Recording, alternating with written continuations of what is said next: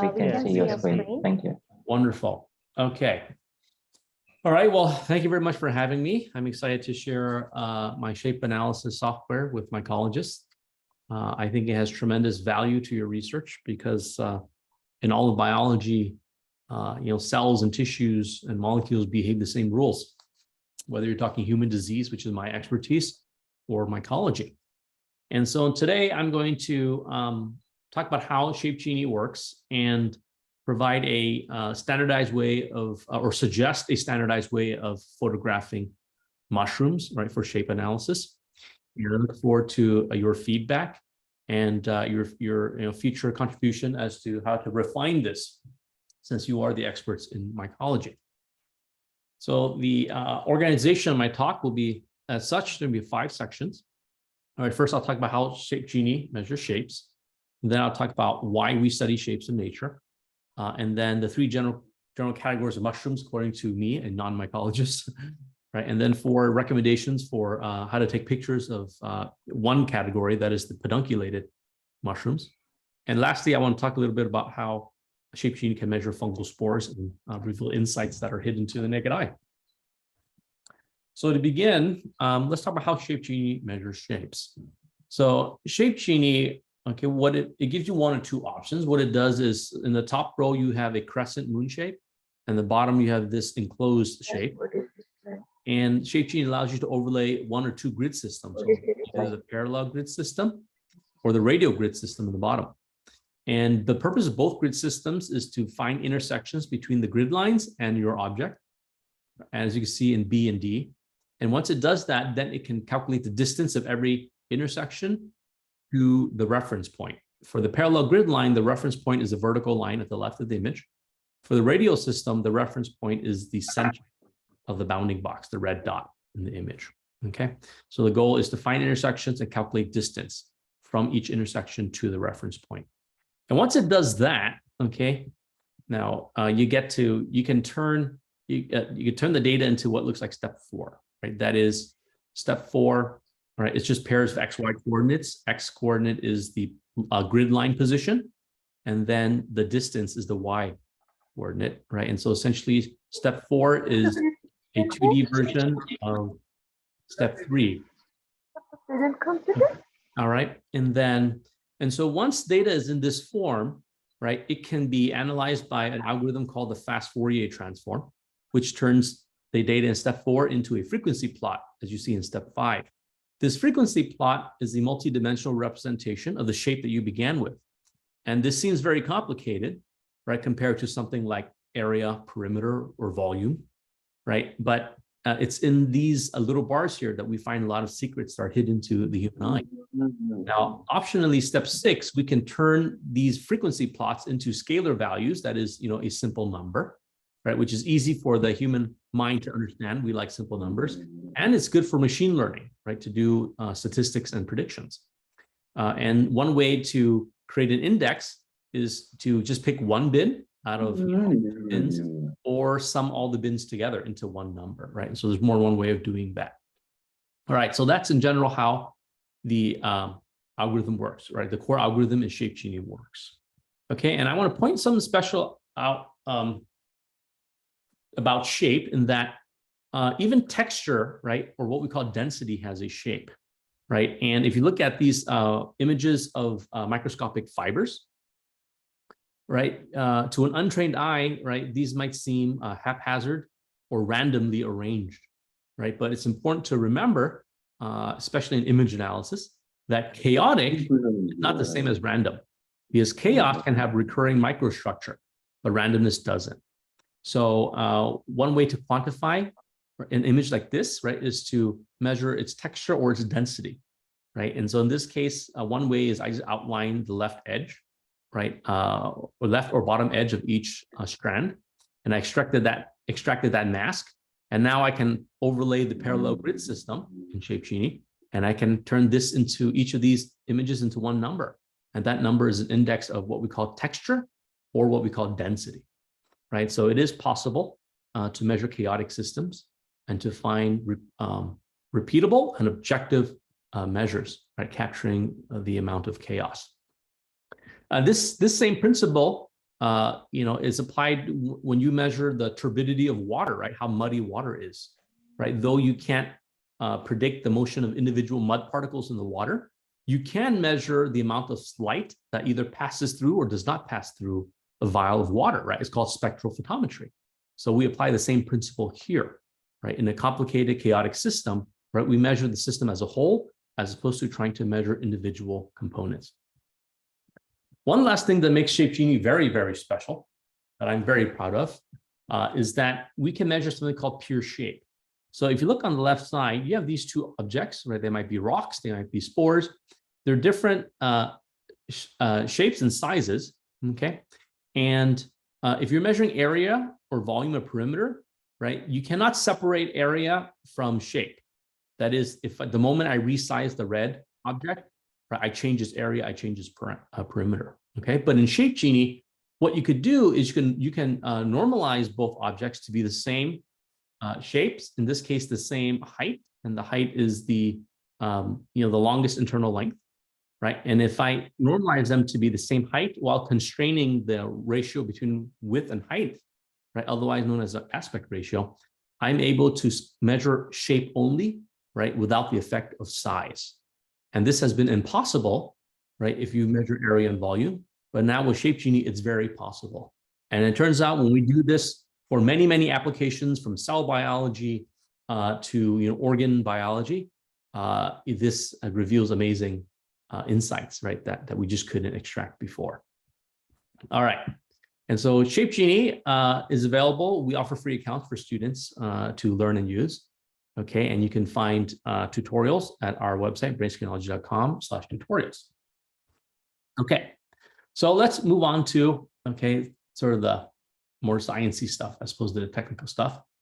So why do we study shapes in nature? I probably don't have to say this to this crowd since you're all biologists, but in nature, right, the mantra is that structure is function, meaning if you find recurring patterns of distinct shapes, those shapes will correlate with distinct functions. That's true at the level of molecules, right, and proteins, all the way to cellular structures, all the way to organ structures, right? So structure is function. And so when you find variations of structure, what we call morphology, right, that can be an indication of the presence of subclasses, subgroups, substrains, or subspecies, right, within what you call a homogeneous group, okay?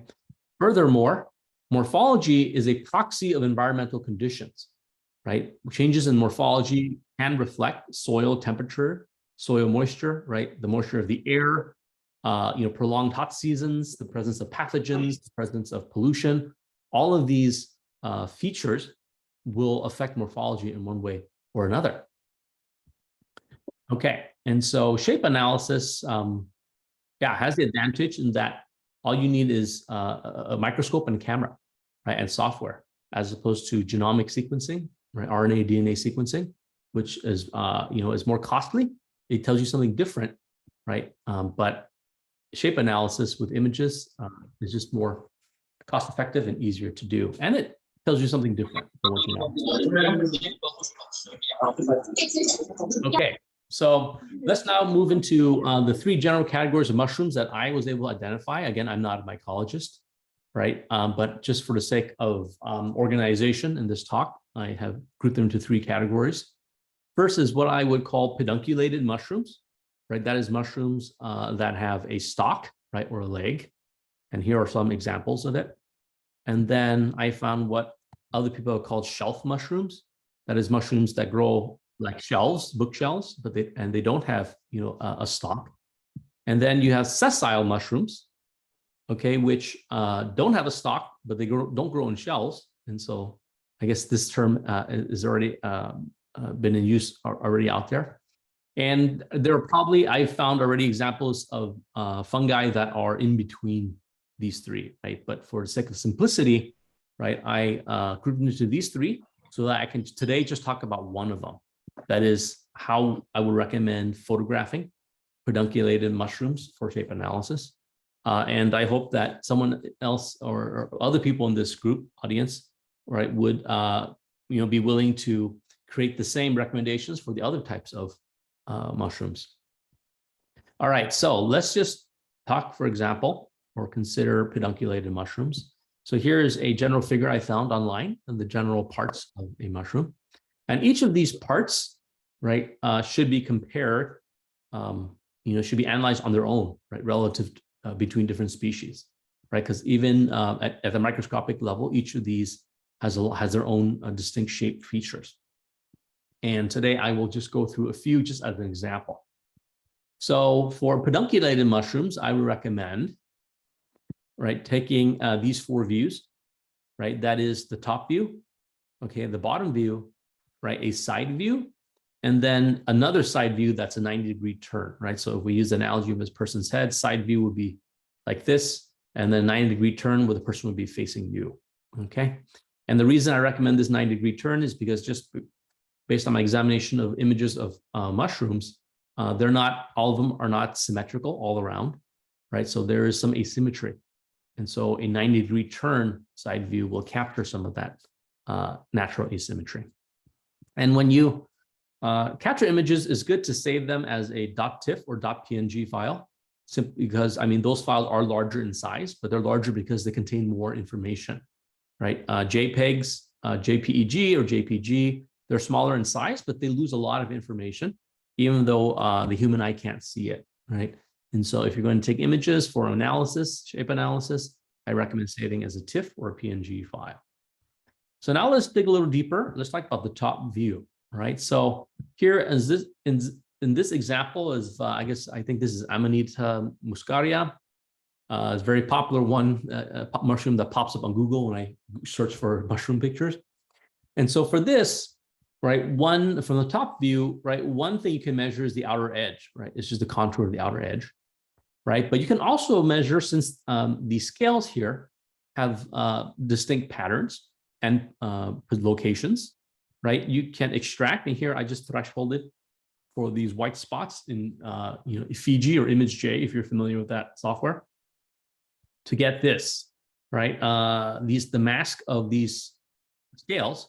And with the scales, you can measure each shape individually, right? Or you can measure all them all together as a texture. Again, you have to figure out what to do and where the secrets are, okay? And when you have things that are positioned like this, okay, in a radial pattern, right? Oftentimes there might be hidden mathematical patterns there that you can discover if you systematically measure. For example, you might draw radial lines, okay, and only compare the shapes of each particle, right? I guess any particle on the same line, treat it as one group. And so you would have, if you had 360 lines, you would have 360 groups, right? And you can do shape analysis comparing those 360, right?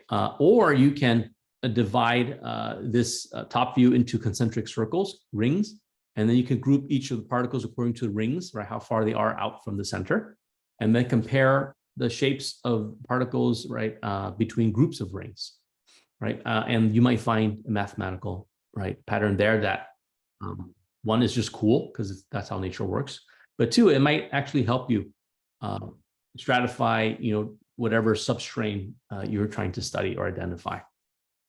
And just as a reminder, why I would recommend these techniques. I mean, look at other cases in nature where a pineapple, right? The scales of a pineapple, they fit the Fibonacci sequence, right? So nature inherently is mathematical.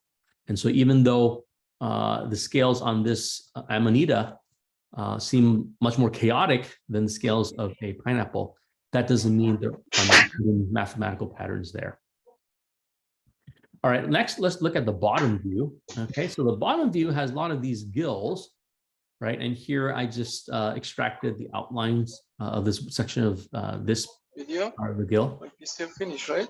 Right, and then, but for a gill to have radial patterns like this, since it's circular and they all emanate from a center, right? One recommendation would be that you can divide this bottom view into sectors of equal distance, right? Angle distance. And what you could do is you can rotate each of them vertically, right? And then outline what you want to outline and then measure that as a texture. So in that way, when you rotate it vertically, each of these sectors, right, you're objectively comparing each sector in the same way, right? And that might help you make more sense of what's going on here, because there's a lot going on, and to the naked eye, it might seem very homogeneous, as in it all looks the same. But when you measure it, then that's when you find that there are recurring differences.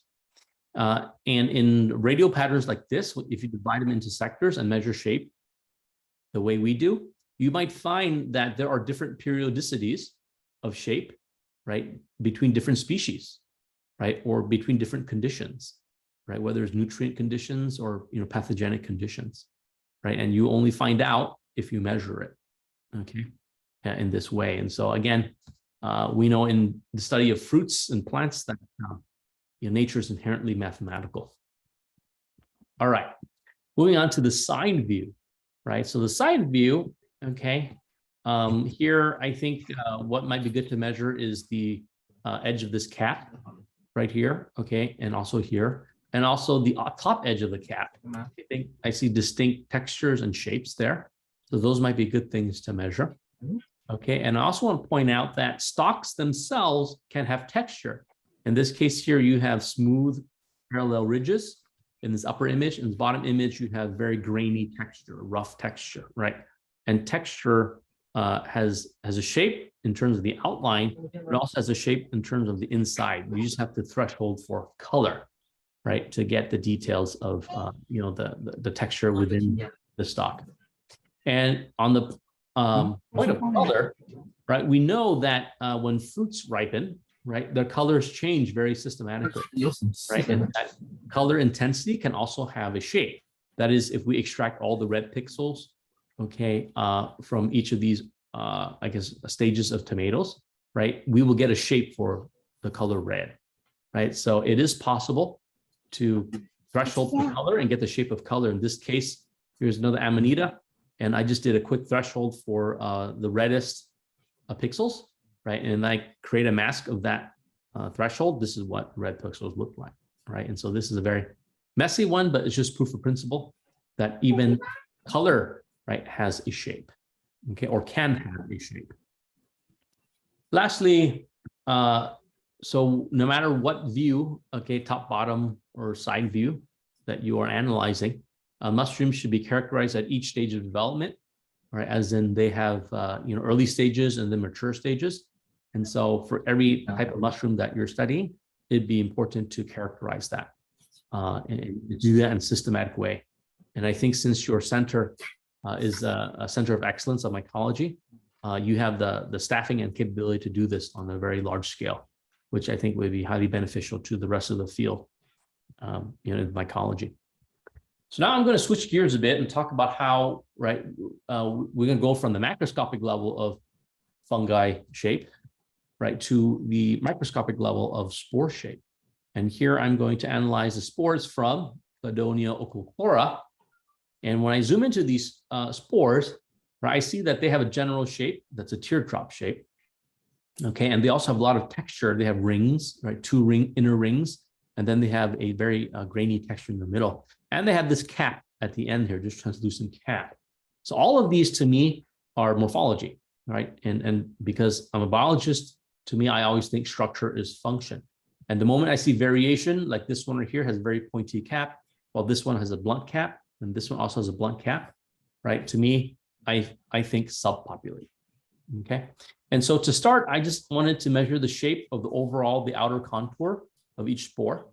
So here I just manually trace the outline, all right? You can also do it computationally, right? And in Shape Genie, I then extracted the outline of each of these spores, and then I isolated each of them onto their own canvas, the white canvas. And but before I measured their shape in Shape Genie, what I did was I oriented all the spores such that the tapered end is always at the top, right? In this way, we want to systematically orient all our shapes in the same standardized way. And this provides clean data, right? And we do this because nature is inherently polar, right? As in North Pole versus South Pole, as in anterior versus posterior, right? And dorsal versus ventral. And so when we measure shapes in Shape Genie, if we align the shape according to these natural polarities, the data comes out to be a lot more cleaner, okay? And so I oriented each spore to be like this, and then I did radial grid processing in Shape Genie. And when I did that, I then analyzed, I did principal component analysis, okay, on the first 3 bins of the frequency plot. And I found evidence that there are 3 distinct groups, right? If you look in 3D view, right, these 3 groups separate into their own 3-dimensional space, right? Which suggests that there are, in terms of the shapes, okay, of spores, there are 3 groups that exist in this image. And to the human eye, it's very hard to pick out that there are 3 shapes because the human eye is just very bad at seeing subtle shape differences. But when you do shape analysis, this is the level of detail that you can produce, right? And so I was very surprised and happy that in something seemingly so homogeneous, right, there's actually evidence of 3 distinct morphologies, right? And that's just the shape of the outer contour of the spore. So other shape features that might be of interest to a mycologist in these spores would be the shape of the what I call the cap, right? And here's one way of measuring the cap, the outermost edge of the cap. And to be objective, the blue dotted line stops where at the topmost of the black border on the inside of the spore. Okay, another way is to outline the full shape of the cap, right? And both would work. It's just really up to you as to why you would measure what. All right, and then in terms of the internal structure of the spores, there's just 2 rings, right? 2 black rings you can see. And for here, the image was too fuzzy for me to outline by hand. So I decided to use ImageJ to just threshold. And I was able to, through basic ImageJ features, to isolate the shape of these 2 rings, right, in a way that was objective. Okay, and I would rotate it to be vertical like this and then do radial grid processing. And then what about the inside of the spore, right? There's no obvious shape, but there is an obvious texture, as in there's bright spots and dark spots, right? And so in this case, I cropped out the middle to get rid of the rims. And then I just inverted the image to grayscale and then thresholded for brightness. And I was able to extract a mask of the texture of this inner region, right? And so for something like this, I think the radial parallel grid processing system would be a good choice. Again, both processing systems work, whether radial or parallel. Those are 2 options ShapeGenie gives you. You have to figure out which one gives you cleaner data. But all grid systems work. Just some work better than other. It depends on the shapes you're working with. And so that's the end of my presentation. I wanted to leave time for some question and answers. I'm sure you have many comments to make, since I'm not a mycologist and maybe some of the stuff I said is just completely wrong. Please forgive me. But yeah, I would like to open the floor now to take any questions.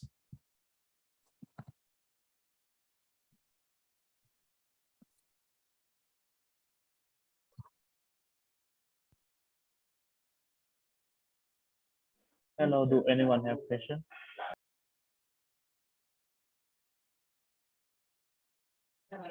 I have one question that may you suggest about if you want to take a photo about the mushroom that produce of the many pore, like a polypore that's produce many pore of the circle shape or some irregular shape. How to do it better? Yes, based on this. Wow. So you're asking how do you take pictures of spores that come from mushroom? That's a good question. I mean, I don't know. The spore image, I took that from online. There's a French mycologist who posts beautiful pictures. So I analyze his pictures.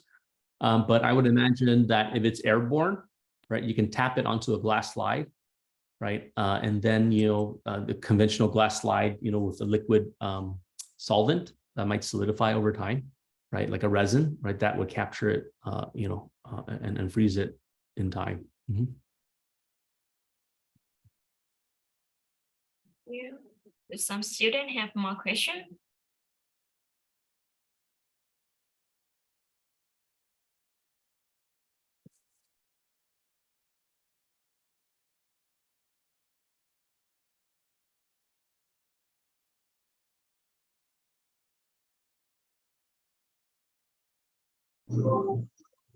Oh, somebody have a question? Well, I have a question. I guess I'd like to hear, I guess somebody want to volunteer and tell me about your research, since there's so many of you here. And, I just like to learn and see what questions you're working on.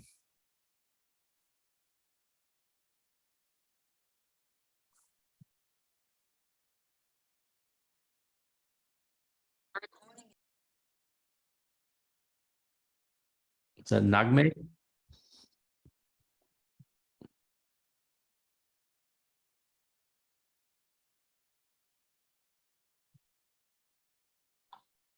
Since nobody is giving an answer, I will briefly tell you what some of the research we usually do in the center. So we have groups that look at basidiomycete mushroom, obviously, and we have some group which look at ascomycetes, but we also look at endophyte, pathogen, subprobe. Most of the study is either subprobe or pathogen. So if there was any way we could, for example, screen the spores that we can get from the pathogen, so that would be quite interesting to do, because this would give us an idea on a large scale what is the diversity of some of the fungi that we have in nature. Because the problem we usually have is many of the fungi we get, we cannot culture them. So just we can observe them, but we cannot culture, because the culture is very important for next application for all these things. So having an idea what we are surrounded by would really give us, yes, it would be very interesting to know, but not sure how. Oh yeah, I mean, that sounds like a great question that you're working on. I mean, for that, yeah, I think shape analysis would be very helpful there, just based on, you know, I've looked at many, I guess, several types of spores, right? From this one French mycologist who posts pictures of spores. And so there's a lot of recurring variations, but I mean, just like an example I gave, you know, I'd be happy to do a pilot study with you and just prove to you, right, analyze a few groups of spores that, you know, what we can find. And anything that we can measure precisely, we can, in terms of shapes, right, images, we can develop a machine learning model that can quickly classify it, meaning you can just take a picture of a spore, right, load it to the model will spit out what percent it is basidiomycetes, what percent it is pathogenic, or whatever the categories are. That's very doable, right? I mean, we have the machine learning algorithms already in place. And the only challenge is how to extract information in a way that helps you find unknown subtypes, right? Because right now, for image analysis, image classification, deep learning is a very popular AI tool, right? And deep learning is, you know, and for images, it has to do with convolutional neural networks, right? CNNs. But the problem with deep learning is that it doesn't tell you why it made that decision, right? And it can't find subtypes, right? If you tell it there's only 3 groups, it only finds 3 groups no matter what, because you told it. Okay. So our software allows you, because we measure things so precisely, and we allow the expert to dictate what to measure and why, right? Based on your expertise, we can find gradients, right? So we can find subtypes. And once you find the subtypes, then you can train deep learning to find the subtypes, right? And so, you know, Shape Genie, it can work hand in hand with deep learning, right? You know, they're not sort of opposite of each other, right? They're just really good at different things. You know, for Shape Genie is great for discovery, and deep learning is great for speed, right? Once you know what the categories are and how to define them, then, you know, deep learning is great for speed. Thank you. Thank you so much. The only thing I can think of for now is where we might get stuck is, for example, we have many species which can be, for example, endophyte, subprobe, and pathogen, and the spore is the same between all the different lifestyle. So that might be a challenge for us later to try to solve. This is not really for now, and many different genera. So if we try to go general level, like lower level, try to identify the species a bit closer to what they might be, this might bring another problem where many different genera have very similar spores. So this might give us another thing to think about. But thank you very much for sharing this software with us. Is very interesting to us, and I hope we can work on something in the future. So thank you very much on behalf of all of us. I'm very happy and feel privileged to be here. You guys sounds like a great research center, and I had no idea until now. So I'd be happy to help you. Looks like we have a question. We have a hand raised from Carlo Chris Apurio. Hi, Dr. Dave. I'm actually very interested with the talk. If Dr. Avi was actually looking at it at a very macro perspective, I want to bring it down to a more micro perspective also, because like I could see also the potential of using the software in like differentiating specific, because sometimes we're looking at spores which look almost the same to the human eye, but it can actually have differences, and I am seeing the potential of using the software there. You were asking earlier, how do you declare a new species when they actually look like the same to me? Yeah. We usually use the molecular data for that, but we also need to see some differences in the morphology. And I think that is where the software can help us. I think that's one thing that I want to confirm. And secondly, in using the software, like what you showed earlier, we need to use masking in order for it to be analyzed. Is the masking like part of the software, or do we need to use to do the masking manually and then place the masked image now into the software? Because I think there are still many variations that can happen in the masking. For example, it may not be accurate and there might be errors in the analysis because of wrong masking that will happen. So I'm interested if that is integrated into the software or that is done separately. Thank That's you. great. Yeah, that's a great question. Thanks for asking that. In terms of masking, right now we have two. The simplest option is to do a manual tracing, right? Because that allows the expert to, be very precise in what they outline. And the tool we created to make manual tracing easy is that we'll give you 4 colors to pick from, right? Bright red, bright green, bright blue, and bright magenta.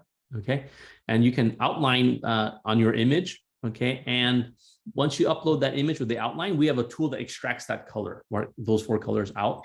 So we automatically create the mask for you, right? So that's the tool we create to make manual tracing easier. But the second way that's more effective as possible is just thresholding, right? Through color, right, or intensity, okay? And that is, you filter for the brightest pixels, right, of certain color channels, and therefore you can create mask of the every particle at once in your image, right? And that is done right now. We do through PG or ImageJ, which is open source software, right? So it's free. But in the future, we'll build that into our own Shape Genie. But for now, the beta version, we don't have that yet. So we recommend using something like ImageJ or Fiji. And lastly, if you know exactly what you want to segment, right, or trace and why, then you can build an instance segmentation model, right, through TensorFlow and Python. There's many ways, right? There's Mona AI or Mon AI, right, from NVIDIA. But Python has PyTorch and has TensorFlow, and that's what we do. We build it. We label, like for brain scans, right? We label parts of the brain in the MRI, and then we train it to pick out those shapes, right? And when we label enough data over time, it becomes very accurate, right? It's like 90-some% accurate in picking out that shape. And so that quickly, every time we upload a MRI image, right, it picks out that shape right away, right? And so that's what we're doing to speed things up. But when you're first starting out, unless you know exactly what you want to measure and why, it's probably not a good use of your time to build an instant segmentation model right away, because it's a lot of labeling, right? And you have to know exactly what you want to measure, because it only measures what you told it to measure, right? And so, yeah. And so typically for pilot studies, we do the manual method, but then there are thresholding methods that are faster, and ultimately fastest is a segmentation AI. Thank you very much. So that means that there is really a big potential, right? Because if we start feeding data to this software, like what you said, we can use AI in the future to do a very macro type of a very big study on the data from machines. So thank you very much, Dr. Dave, for this very interesting talk. Yeah, well, you're welcome. Yeah, so anything that you can turn into a number that you can do statistics on, right? That has potential to develop an AI model on, right? Because AI is just, statistics, right, with computer together, right? That's what it is, right? Very advanced statistical models at the speed of computers. So yeah, anything that you can do statistics on, you can turn into a number, you can develop a machine learning model for, and develop AI for.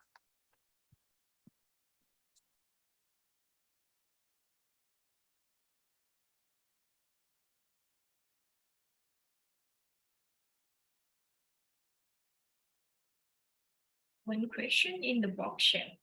Okay, yes. Somebody named Pranami Abe Wikrama asks, hi, Dr. Dave. Thank you very much for the nice talk. I'm really interested about you're saying that color has a shape. Do you think that we can use software to measure disease symptoms? Please. Absolutely. Absolutely. Yeah. Yeah. Leaf spots, they have a shape too, right? They're very globular or globular. And so it's hard for the human eye to objectively identify them or quantify them. If you try to measure something like area, it'll give you very noisy data, right? Because two blobs that have the same area can have very different shapes, right? But yeah, definitely Shape Genie can measure blobs very precisely. You know, I hope you apply it to studying leaf spots.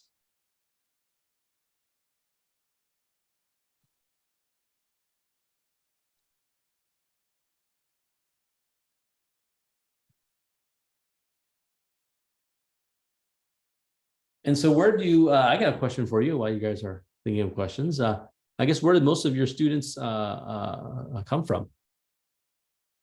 Or your scientists?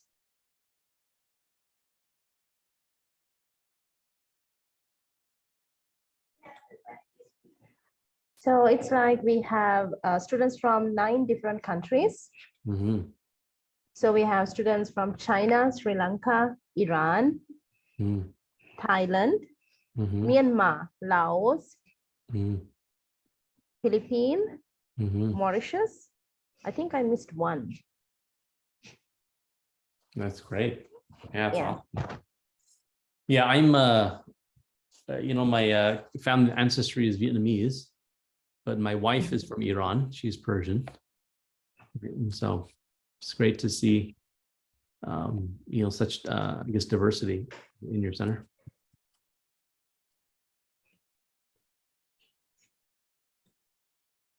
Yeah, maybe I'll visit one day. Sounds like Thailand's You're a welcome place to that, come and visit us.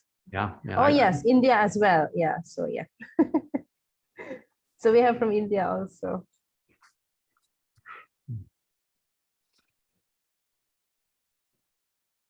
So if there are no further questions, can we go back Okay. to the presentation? Okay. Oh, you want to see the slides again, or what do you mean? Or I'm done, really. I mean, this last part is Okay, so this is only a discussion, right? So the students, do you have any more questions? Students or researchers or lecturers, do you have any more questions to ask?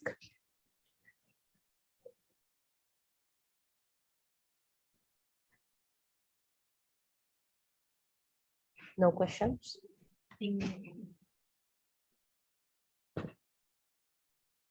Gig? No more questions. Okay. Okay, if we don't have any more questions, let's finish this webinar. Okay, well, thank you very much for the invitation, Roxine, and for organizing it. I will send my slides and recording, which will be posted online for you all. Yeah, so I'll be in touch about collaborations, and feel free to reach out to me if you have questions about doing shape analysis on your research. Okay, so thank you very much, Dr. Dave. And thank you everyone for attending today's webinar. Thank you, everyone. Thank you, Dr. Dave, again. And bye-bye for now. Bye-bye. Thank you. Thank you very much. Bye bye.